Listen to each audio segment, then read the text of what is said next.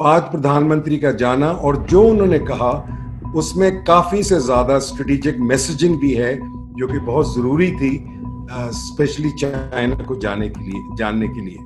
न चाइना का, जैसे आपको पता है, आपने देखा होगा कि प्रधानमंत्री ने कोई भी चाइना का नाम नहीं लिया। उन्होंने अभी भी रूम रखा हुआ है डिप्लोमेसी के लिए और उस चीज के लिए कि शायद खुदा करे कि आपको अकल आ जाए।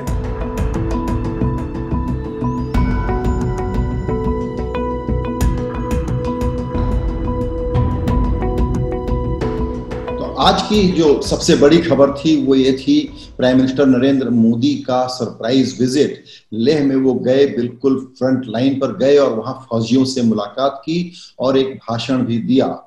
चीन के साथ जो तनाव हुआ है उसके बाद प्रधानमंत्री पहली बार डिटेल में बोले हैं और उससे आइडिया लगता है कि वो क्या सोच रहे हैं। इसी को समझने के लिए आज हम बात कर रहे हैं पूर्व लेफ्टिनेंट जनरल मिस्टर कमल डावर से, जो कि आपको बता दें कि वो जो डिफेंस इंटेलिजेंस एजेंसी बनी थी देश की पहली, उसके डायरेक्टर जनरल थे। वेटरन है सिक्योरिटी के मामलों में और फौजी मामलों में। डावर साहब, आपने हमारे लिए वक्त निकाला, आपका बहुत शुक्रिया।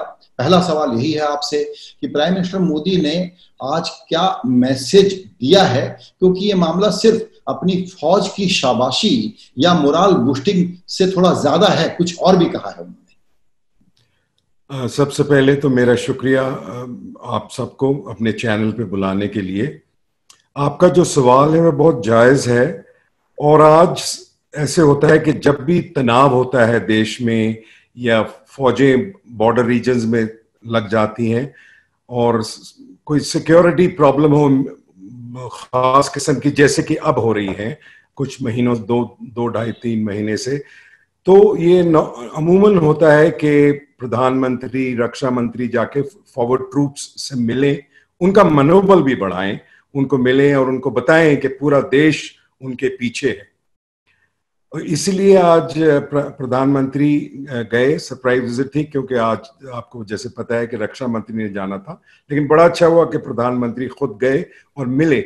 सबसे बड़ी चीज है कि मनोबल तो बढ़ेगा ही अपनी फौज का उनके जाने से, उनकी तकरीर वगैरह करने से, लेकिन साथ में प्राइम मिनिस्टर के लिए भी बहुत जरूरी होता है, क्योंकि वो फील्ड में जाके, ग्राउंड पे जाके, जहाँ पे ये जद्दोजहद हो रही है, वहां जाके उन्होंने ब्रीफिंग ली होगी अपने आर्मी कमांडर से, हमारे कोर कमांडर से, और बातचीत की होगी जवानों से भी, तो उनको भी पूरा जो रियलिस्टिक सिचुएशन है वो उनको पता लग जाता है। कई बार दिल्ली में पूरी तरह हर चीज का नहीं पता लगता, तो बड़ा अच्छा रहता है कि आप जाके आगे मिलिए। ये तो था जो मिलिट्री मैसेज या मनोबल के लिए, या उनको अपनी खुद सिचुएशन को जानने के लिए। अब दूसरी बात यह है, जो कि आप अगर स्ट्रेटेजिक सेंस में ले हैं, तो वो क्या उन्होंने स्ट्रेटेजिक मैसेजिंग दी है चाइना को और साथ में कुछ हद तक पाकिस्तान को भी, क्योंकि जैसे हम कहते हैं कि पाकिस्तान, रादर चाइना और पाकिस्तान की कल्यूसिव थ्रेट है हमें टू फ्रंट वॉर के लिए, जो कि भारत की सशस्त्र सेनाएं, इंडियन आर्म फोर्सेस हमेशा तैयार रहती हैं to wage a two front war. तो ये भी कुछ हद तक ये वही इनकी आपस में चाइना और पाकिस्तान की तालमेल है। तो आज प्रधानमंत्री का जाना और जो उन्होंने कहा उसमें काफी से ज्यादा स्ट्रेटेजिक मैसेजिंग भी है, जो कि बहुत जरूरी थी, स्पेशली चाइना को जानने के लिए। न चाइना का, जैसे आपको पता है कि वो एक एक्सपेंशनिस्ट पावर है, इसमें किसी को कोई शक नहीं। और आज प्रधानमंत्री ने ये बड़ी अच्छी तरह कह दिया कि एक्सपेंशनिज्म का जमाना गया, डेवलपमेंट का जमाना अब है। तो ये भी एक उनको एक तरह से एक सुझाव समझ लीजिए। मैं वार्निंग तो नहीं कहूंगा अभी इस चीज को, बट उन्होंने ये जरा क्लियर बता दिया कि एक्सपेंशनिज्म किसी भी तरह से ये ठीक बात नहीं है, और दोनों मुल्कों में फजूल का जो तनाव हो रहा है वो नहीं होना चाहिए। साथ में उन्होंने ये भी मैसेजिंग दे दी है कि हम भी पूरी तरह से तैयार हैं। उन्होंने नाम नहीं लिया चाइना का, नाम नहीं लिया पाकिस्तान का, लेकिन जो भी कुछ कहा उसमें तो सबको समझ आ जाएगा। चाइना को भी समझ आ गया होगा, कुछ हद तक पाकिस्तान को भी आ गया होगा, और पूरे दुनिया में, ये संसार में ये मैसेज चले जाता है कि भारत बिल्कुल तैयार है और इसमें हमें कोई घबराने की कोई बात नहीं। हम ये नहीं, हम लड़ाई नहीं चाहते लेकिन अगर हमारे पे थोपी गई, हमारी जो सैंक्टिटी है, हमारी जो सिक्योरिटी है, हमारी जो पॉलिटिकल टेरिटोरियल इंटेग्रिटी पे अगर कोई हमला हुआ तो हम पीछे रहने वाले नहीं हैं। जी, तो चूंकि बहुत ही मतलब इन नो अनसर्टेन टर्म उन्होंने अपनी बातें कही हैं और साफ कही हैं, तो अब इसको अगर टॉक्स के नजरिए से देखें जो हमारे आर्मी कमांडर्स के बीच में चाइना के कमांडर्स के साथ चल रही थी, जिसके बारे में ऑफिशियली हमको बहुत कम पता है, तो प्रधानमंत्री की भाषण का जो जीस्ट है उससे क्या ये अंदाज लगाना सही होगा कि गालवान घाटी पर पीछे किए बिना चीनी फौजियों को तो भारत मानेगा नहीं, तो इसका मतलब आगे के लिए इम्प्लीमेंटेशन के लेवल पर, ऑपरेशन के लेवल पर अब क्या होता हुआ देखते हैं।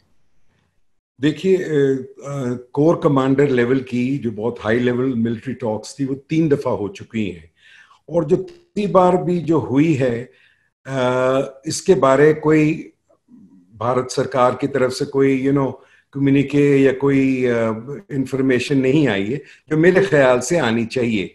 लेकिन कई सेंसिटिव मामले होते हैं सिक्योरिटी के, आपस में भी जबकि नेगोशिएशंस एक सेंसिटिव स्टेज पे हो, तो ये भी बात होती है कि हमें हर चीज में हर चीज फौरन हमें पता लग जानी चाहिए, जैसे आप मीडिया वाले चाहते हैं कि हमें फट से पता लग जाए।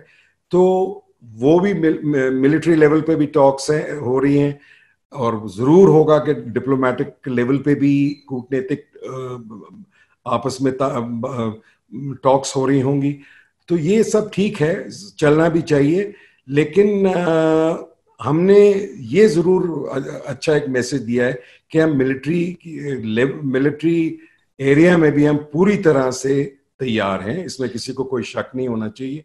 और अगर चीन अपना जो ट्रांसग्रेशंस उन्होंने किए हैं इस दफा, और पहले भी होते रहे हैं, सदियों से होते रहे हैं, लेकिन इस दफा उनके जो ट्रांसग्रेशन है वो बहुत ही सीरियस किस्म का है, और बहुत फौज के साथ आए हैं, टैंक्स, अपनी आर्टिलरी उन्होंने अपने एरिया में ऑफ कोर्स लगाई हुई है, मैकेनाइज्ड इन्फेंट्री व्हीकल्स, थोड़ी फोर्टिफिकेशंस बना ली हैं, और काफी मतलब स्ट्रेंथ में आए हैं वो 3-4 जगह पे।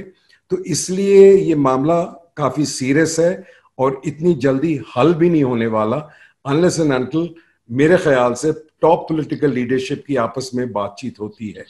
तो मुझे ये कहना कि भाई क्या होगा क्या नहीं होगा वो जरा थोड़ा अभी जरा मुश्किल है, किसी को भी नहीं पता। लेकिन हाँ, लेकिन सॉरी, मैं एक चीज यहाँ कहना चाहता हूँ, जो भी कुछ होगा उसके लिए भारत को तमाम ऑप्शंस जो भी चाइना अख्तियार करे, हमें उसके लिए बिल्कुल तैयार रहना पड़ेगा।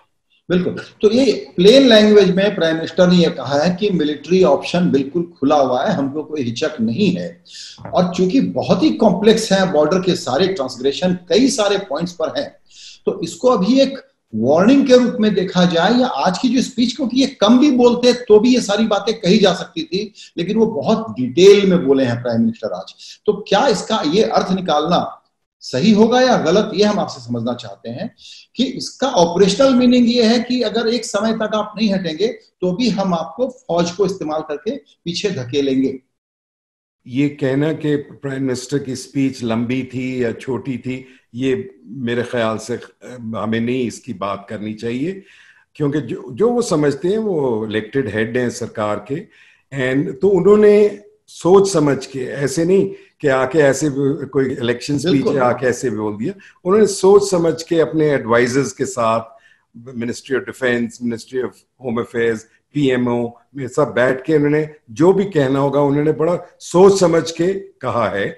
और ये इसलिए कहा है कि करेक्ट मैसेज जो है, स्ट्रेटेजिक मैसेज जो है, वो चाइना को इन पर्टिकुलर पहुंच जाना चाहिए। और मेरे ख्याल से उन्होंने लंबी तकरीर दी जिसमें उन्होंने जिक्र किए उन जगहों का जहां के चाइनीज पहले गड़बड़ कर चुके हैं, और उनको भी पता है कि सिर्फ 62 की लड़ाई में, और मैं आपको एक भी ये बताना चाहता हूं कि जो 62 की लड़ाई हुई थी, जहां जहां भी हमारी फौज टिकी हुई थी, जैसे रिजंगला है, वहां पे 13 कमांड मेजर शैतान सिंह ने एक कंपनी के साथ 100-120 आदमी के साथ हजारों चाइनीज को हलाल कर दिया था।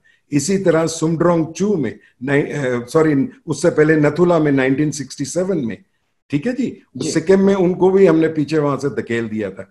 उसके बाद 86 मार्च में जब प्रधानमंत्री राजीव गांधी थे और चीफ थे हमारे जनरल सुंदर जी, उस वक्त चाइना ने गड़बड़ की सुमड्रोंग चू ने, तो अच्छी तरह ऑपरेशन फैल्कन और ऑपरेशन चेकरबोर्ड हुआ, जिसमें कि चाइना को मुंह की खानी पड़ी और उनको थागला रिज और अपने तवांग का जो एरिया उसके पीछे जाना पड़ा। तो ऐसी कोई बात नहीं, चाइना को भी पता है कि जब भारत की फौज टिक जाती है और उसके बाद चाइना को बहुत तकलीफ होगी। ये भी मैं आपको भी बतला दूं कि जो भी वो अपना एक्सपेंशनिस्ट टेंडेंसीज दिखा रहे हैं उन्हीं की मात होगी इसमें। मैं कोई वहां इंसिडेंटली आपने कहा ना, मैं जो भी मेरा बताया, मैं जनरल ऑफिसर कमांडिंग पूरे लद्दाख का भी पूरे 2 साल के लिए रह चुका हूं। बिल्कुल। जो बात आज हुई है, क्या उसके बाद ये कंक्लूजन निकालना सही होगा कि इसके पहले जो एक चाइना के प्रति कॉशन की नीति थी, सोच के बोलो, इरिटेट मत करो, थोड़ा अपीज करने की कोशिश करते रहते थे कि डिफरेंसेस के मुद्दे बाहर रख लो, इकोनॉमिक एंगेजमेंट डीपर कर लो, ये इनहिबिशन, ये संकोच अब खत्म हो गया है भारत का। देखिए, हमें ना पूरा, जैसे अंग्रेजी में बोलते हैं, पर्सपेक्टिव में लेना चाहिए। कोई भी हिंदुस्तान का प्रधानमंत्री नहीं रहा जिन्होंने कोशिश नहीं की चाइना के साथ अच्छे रिलेशंस बनाने की। पंडित नेहरू से आप ले लीजिए, ये और बात है कि उनको धोखा लगा, और इंडिया को तमाम प्राइम मिनिस्टर्स ने कोशिश की है, और प्रधानमंत्री नरेंद्र मोदी भी कितनी बार मिले हैं प्रेसिडेंट जिनपिंग से। वुहान भी गए थे डोकलम क्राइसिस के बाद, फिर वो यहाँ महाबलीपुरम में भी आए। तो ये उसमें कोई बात गलत नहीं है कि हम अपनी तरफ से प्राइम मिनिस्टर्स जितने भी रहे हुए हैं उन्होंने चाइना के साथ इकोनॉमिक एंगेजमेंट इंक्रीज करने के लिए और बाकी हल करने के लिए, बॉर्डर के रीजन में जो LAC है, बाकी बॉर्डर ट्रबल्स हैं, उनको कम करने के लिए, हल करने के लिए सब ने कोशिश की है, और प्राइम मिनिस्टर नरेंद्र मोदी ने भी की है, इसमें कोई गलत बात नहीं है। तो लेकिन क्योंकि चीन मानता नहीं है, तो अगर मानता नहीं है तो फिर आखिर में जो लास्ट ऑप्शन है डिप्लोमेसी के बाद इकोनॉमिक, उसके बाद जो लास्ट ऑप्शन है मिलिट्री का, तो वो तो एक्सरसाइज खुदा ना खास्ता शायद करना पड़े। जी बिल्कुल। ये प्राइम मिनिस्टर की ट्रिप के बाद जो चाइनीज फॉरेन मिनिस्ट्री के स्पोक्सपर्सन का बयान आया है, वो कुछ इसी लाइन पर है कि हम दोनों लगातार बात कर रहे हैं कि किस तरीके से टेम्परेचर को लोअर किया जाए, और मिलिट्री और डिप्लोमेटिक चैनल दोनों खुले हुए हैं। No party should engage in any action that may escalate the situation at this point. ये PM के लद्दाख पहुंचने के बाद का बयान है, इसको आप कैसे रीड करेंगे? हाँ जी, ये मैंने भी आज काफी चैनल्स से ये सुना है। इसमें सिर्फ उनका कोई एक्चुअली अख्तियार नहीं है कि हमारे प्रधानमंत्री गए अपनी फौज को मिलने, और उन्होंने कोई भड़काऊ भाषण नहीं दिया है। उन्होंने तो बताया अपनी फौज को कि आप कितने महाबली और कितने वीर हैं, उसमें क्या शक है। तो प्रेसिडेंट जी जिनपिंग भी आ सकते हैं जहां भी जाना है उन्होंने, और अपना फौज से मिल सकते हैं। तो ये मेरे ख्याल से कोई प्री मेच्योर रिएक्शन ही है चाइनीज फॉरेन मिनिस्ट्री का, लेकिन ये भी अभी डिटेल्ड उनका रिएक्शन आएगा, और तभी आपने देखा होगा कि प्रधानमंत्री ने कोई भी चाइना का नाम नहीं लिया। उन्होंने अभी भी रूम रखा हुआ है डिप्लोमेसी के लिए, और उस चीज के लिए कि शायद खुदा करे कि आपको अकल आ जाए। बिल्कुल। आपसे एक और सवाल, आखिरी सवाल इस इंटरव्यू के हिस्से का, वो ये कि चूंकि आप इंटेलिजेंस के एक्सपर्ट रहे हैं, और अभी पिछले दिनों में हुआ ये है कि बहुत सारी जो इमेजेस वारदात होने के बाद हमारे सामने आई हैं सैटेलाइट से, इधर उधर से, उससे पता लगता है कि कितना जबरदस्त पैमाने पर वहां जमावबंदी चाइनीज फौज ने कर ली थी, काफी वक्त से कर ली थी। एक इंटेलिजेंस पर्सपेक्टिव से आप जो कुछ हुआ उसको कैसे देखेंगे, और आगे के लिए क्या कॉशस रहने के लिए एडवाइस देंगे? ये बहुत ही आपका बड़ा अच्छा सवाल आपने पूछा। हम कारगिल की लड़ाई में, मैं बहुत पीछे नहीं जाना चाहता, कारगिल की लड़ाई में हमारे इंटेलिजेंस लैप्सेस हुए थे, इसमें कोई शक नहीं। तभी कारगिल रिव्यू कमेटी बनी थी, जिन्होंने के पूरे हायर डिफेंस मैनेजमेंट स्ट्रक्चर को पढ़ा था, स्टडी किया था और फिर अपनी रिकमेंडेशंस दी थी। बहुत अच्छी रिकमेंडेशंस थी, जिसमें एक था जिसकी वजह से हमारी डिफेंस इंटेलिजेंस एजेंसी भी आई। देखिए, इंटेलिजेंस में एक तो होती है ग्राउंड इंटेलिजेंस, दूसरी ह्यूमन इंटेलिजेंस, दूसरी होती है टेक्निकल इंटेलिजेंस, जिसमें तरह तरह की है, electronic intelligence, imagery intelligence satellites की वगैरह, और सिग्नल्स इंटेलिजेंस कि जब कोई आपस में कोई बात कर रहा है तो हम उसको कैच करके पढ़ते हैं। तो इस दफा इस दफा क्या हुआ है कि शायद आपको पता नहीं होगा कि हम हर साल हम लद्दाख में बड़ी एक्सरसाइज करते हैं, और वो भी चाइनीज भी करते हैं, और आपस में एक दूसरे को बतला देते हैं कि हमारी एक्सरसाइज हो रही है, सो दैट आपस में कोई गलतफहमी ना हो और कुछ गलत हो ना जाए, इसलिए एक दूसरे को हम इन्फॉर्म करते हैं। नाउ इस दफा हम पैंडेमिक की वजह से हमने नहीं एक्सरसाइजेस की, लेकिन उन्होंने की। लेकिन ये तो मामूली चीज है कि जब वो उनका जमघटा इतना लगा हुआ है, उस तरफ एक्सरसाइज वो कर रहे हैं, तो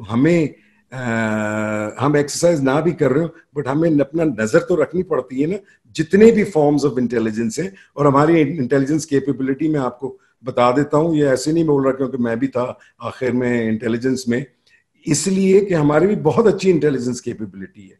ह्यूमन भी टेक्निकल इंटेलिजेंस भी, तरह तरह की इंटेलिजेंस में बड़ी अच्छी कैपेबिलिटी है। लेकिन मेरे ख्याल से अभी मैं ये नहीं कहूंगा कि इंटेलिजेंस फेलियर हो गया बहुत बड़ा, ये तो बाद में पता लगेगा, लेकिन प्रिमा फेसी शुरू में ऐसे लगता है कि हमें पूरा इंफॉर्मेशन नहीं मिली कि चाइनीज वेस्टवर्ड्स क्रीपिंग कर रहे हैं, और ये हमें पता लगना चाहिए था, इसमें कोई शक नहीं है मुझे। और कहते हुए भी कि कुछ जरूर लैप्स हुआ है, लेकिन पूरा डिटेल्ड कहना कि बहुत बड़ा इंटेलिजेंस फेलियर हो गया, ये गलत बात होगी। और मुझे पूरा भरोसा है कि सरकार जब ये लद्दाख क्राइसिस खत्म होगी, इस चीज में बहुत तवज्जो देगी कि हमें पता क्यों नहीं लगा। दूसरी चीज मैं छोटे तौर पर सिर्फ आपको बता देता हूं कि कारगिल रिव्यू कमेटी ने एक बड़ी अच्छी रिकमेंडेशन दी थी पूरे अपने जो बॉर्डर्स एरिया है कि वन बॉर्डर वन फोर्स। ना, यहाँ लद्दाख में इंडो टिबेटन बॉर्डर पुलिस है जो कि मैन करती है पीस टाइम के दौरान। मेरी सिर्फ राय है और सजेशन है, हम्बल सजेशन है कि जहां भी जिस बॉर्डर रीजन में 24/7 या पूरा साल कुछ ना कुछ गड़बड़ होने की अंदेशा होती है, चाइनीज तो करते रहे हैं, तो वहां पे पूरी जो रिस्पॉन्सिबिलिटी है वो इंडियन आर्मी को देनी चाहिए, क्योंकि आखिर में इंडियन आर्मी को ही कुछ निकालना पड़ता है, जो भी अगर दुश्मन अंदर आ जाए वगैरह वगैरह। तो इसलिए ये जो ड्यूलिटी ऑफ कमांड है, ये duality of surveillance and monitoring है, ये दो जगह नहीं हो सकती, ये सिर्फ एक के नीचे होनी चाहिए। और मेरे ख्याल से मुझे 100% मैं इसमें बिल्कुल क्लियर हूं कि ये आर्मी के अंडर होनी चाहिए, और पैरामिलिट्री और सेंट्रल पुलिस ऑर्गेनाइजेशंस को अच्छा है कि इंटरनल सिक्योरिटी के लगाइए, और आर्मी को ये पूरी रिस्पॉन्सिबिलिटी होनी चाहिए। बिल्कुल इंपॉर्टेंट सुझाव। चाइना इंडिया के तनाव के बीच में जो प्राइम मिनिस्टर की यात्रा रही, उस पर आपने अपना पर्सपेक्टिव शेयर किया। लेफ्टिनेंट जनरल कमल डावर साहब, आपका बहुत शुक्रिया, बहुत धन्यवाद। धन्यवाद। जय हिंद।